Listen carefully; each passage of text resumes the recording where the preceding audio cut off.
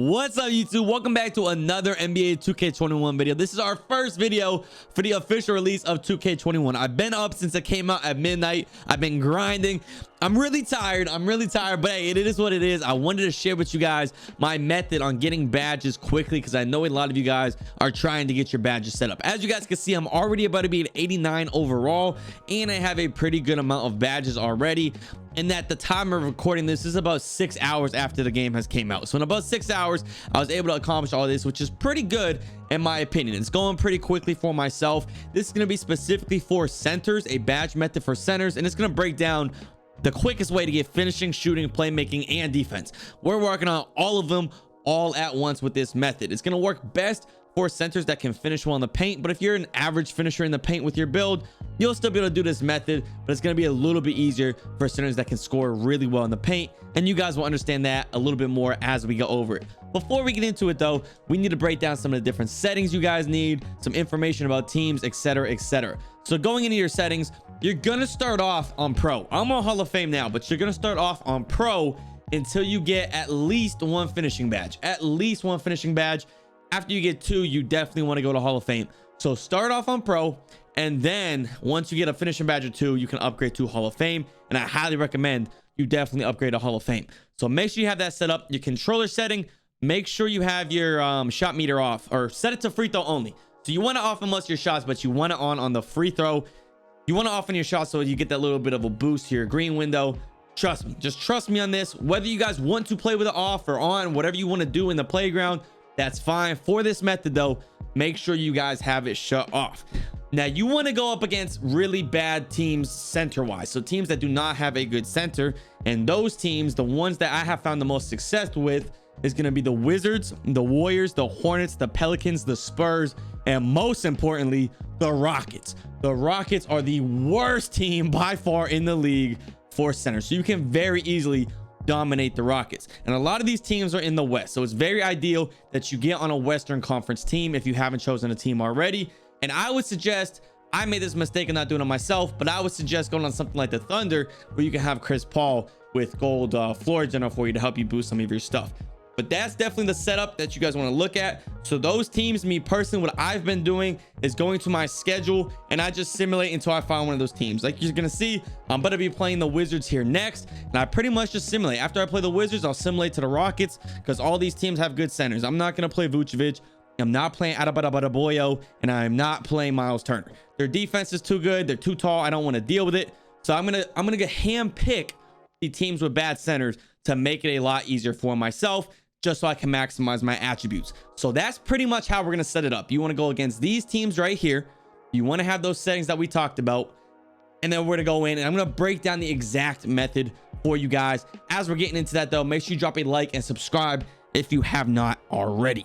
So the method is actually pretty easy, and it's all based around drop steps, which is why I said it's a little more effective if you have better finishing. But trust me, if you're not really meant to be a finisher with your build, you can still absolutely do this. I have a buddy who has a shooting glass lock center, and he was able to do this just fine as well. The computer really struggles to guard the drop step, especially after you get the drop stepper badge. I don't know if they're super broken against players, haven't tried it yet, but definitely the computers really struggle to guard this move. They have a hard time stopping drop steps. Now when you don't have the badge yet, they will get some stops. That's why I recommend when you're starting off, play on pro until you get at least 1 or 2 finishing badges.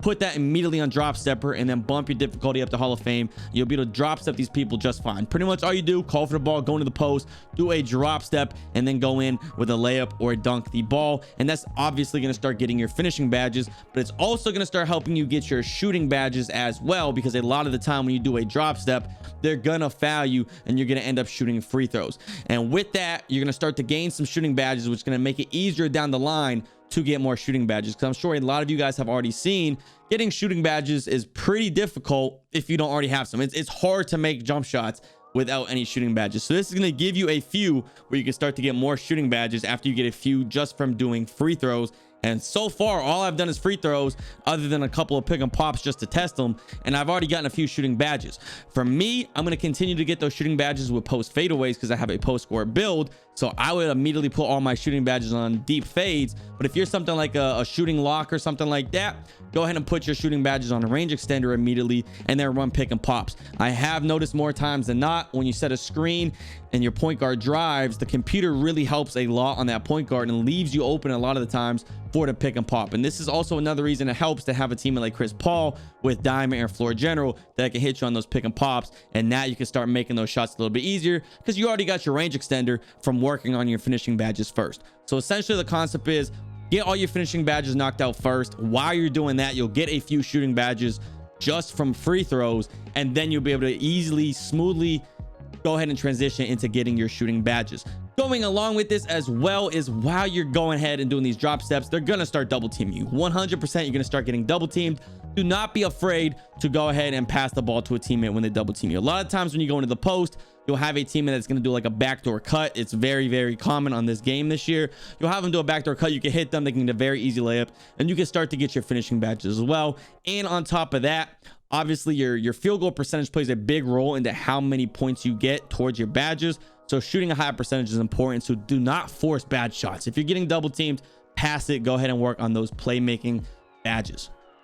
Lastly, we have the defense badges, which in my opinion this year are by far probably the easiest badges to go ahead and get. There's a couple of different ways you can go about doing it in my career, and that's going to be with passing lane steals, on ball steals, and blocks, of course. And then of course just grabbing rebounds throughout the game. So anytime the opponent's going up with a shot, you always want to make sure you're in good position to get a rebound. That's pretty much common sense, but you're going to get the bulk of your points from steals and blocks. And I've noticed even if you have a low steal rating on this game, you can get a lot of on-ball steals if you're forcing a double team. So anytime you do a double team, go ahead, feel free to press that X button and try to get a steal. I've gotten tons of steals against guards with my center with like a 40 steal rating, and I was able to successfully get a lot of steals. I can usually get 2 or 3 on-ball steals a game versus point guards. And then of course another thing is the passing lanes. Just be smart in the passing lanes. After you play the computer a few times, if you haven't before, they're pretty much the exact same mechanics as any 2K in the past.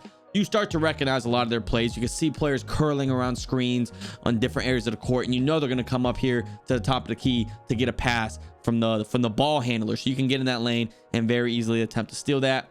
Sometimes I get some, sometimes I don't. Again, I have a kind of low steal rating on this player in particular, but I've definitely gotten a few steals. I think I average like 3 steals a game or something like that, 2 steals, something like that. I get a couple of steals a game, and it's definitely possible. And then of course the blocks.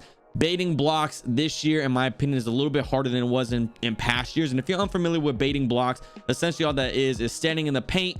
The man you're guarding is in the paint as well, but you kind of stand like a good distance away from him to have the point guard pass it to him, and then while he's passing to him, you move in, and that center that's catching the ball is immediately going to go up with the shot after they get that pass, thinking they're open. You're able to get a block. So you bait them to throw the ball down there so you can go ahead and block it. This year they don't throw the ball down as often, and a lot of times when they throw the ball down, they shoot like a jump shot and it's harder to get a block on. And my player in particular is pretty slow, and if you're using like an all red paint piece, which I know is very popular, I'm sure you'll be plenty fast enough to go ahead and bait the block probably a little bit better. But I've been able to definitely bait a few blocks. I can get a few a game. It's not as easy as past years, but baiting blocks definitely is still in the game.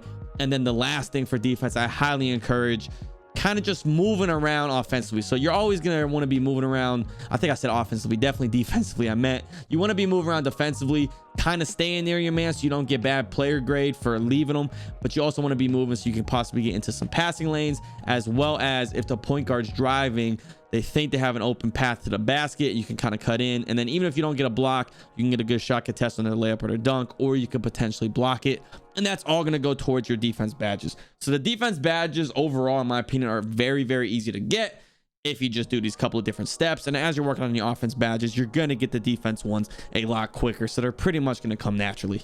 So that is pretty much it. Just to recap the method, pretty much you want to go up against teams with small centers, bad defensive centers, low overall centers, so you can go ahead and dominate them. Once you get into the game, you're pretty much going to spam drop steps, forcing draw fouls so you can take free throws to get shooting and finishing badges at the same time. Anytime they double team you, hit a teammate on the cut. I wouldn't necessarily recommend hitting them on the three, because for at least me personally, they never seem to hit the three. So hit them on the cut to get an easy layup, get you guys those assists. And then the defense, pretty much the same defense you would do in any past 2Ks to grind badges quickly. Bait blocks, and then go ahead and get in those passing lanes, force some double teams, and try to strip the ball. And that's pretty much it. That's going to be the fastest method in career. It's working very, very quickly for me. I think I should be able to have this build done in less than 24 hours, which I think is pretty impressive. This is with no glitching.